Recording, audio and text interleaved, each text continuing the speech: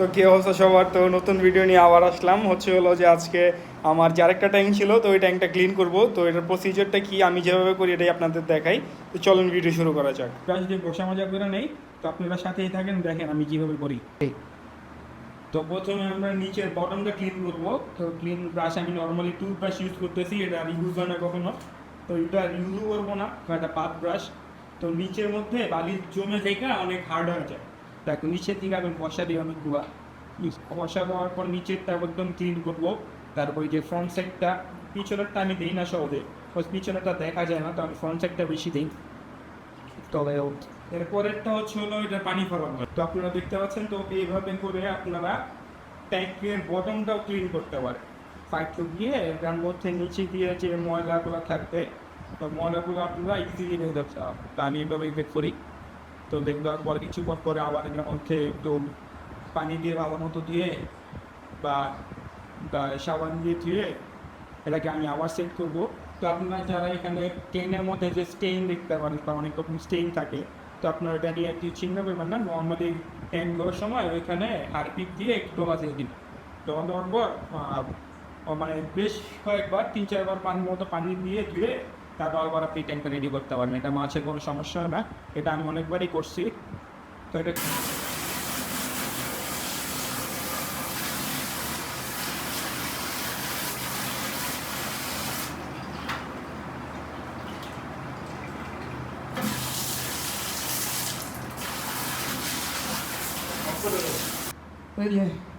এত কষ্ট করার পরে এতক্ষণ ক্লিন করলাম, এই যে দেখতে পাচ্ছেন। এখন একটু শুকনা কাপড় দিয়ে এটা মুছবো।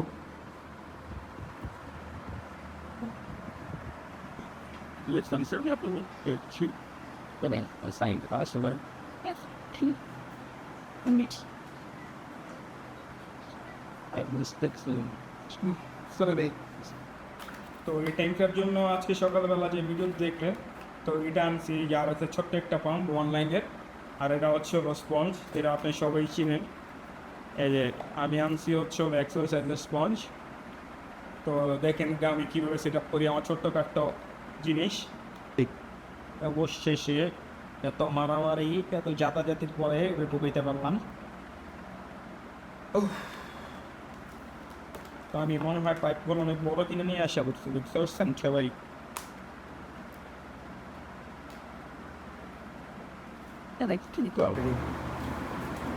এই যে আমাদের কানেকশন, এখানে ছোট্ট একটা কানেকশন দেওয়া। ওই যে আমাদের পাম্প চালু হয়ে গেছে।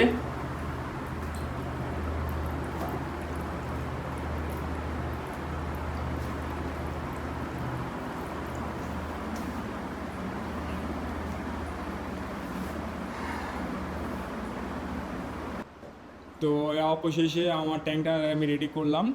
তো হলো এই যে আমার ট্যাঙ্কের আউটলুক।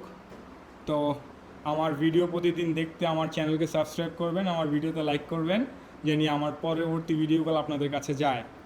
আল্লাহ হাফেজ।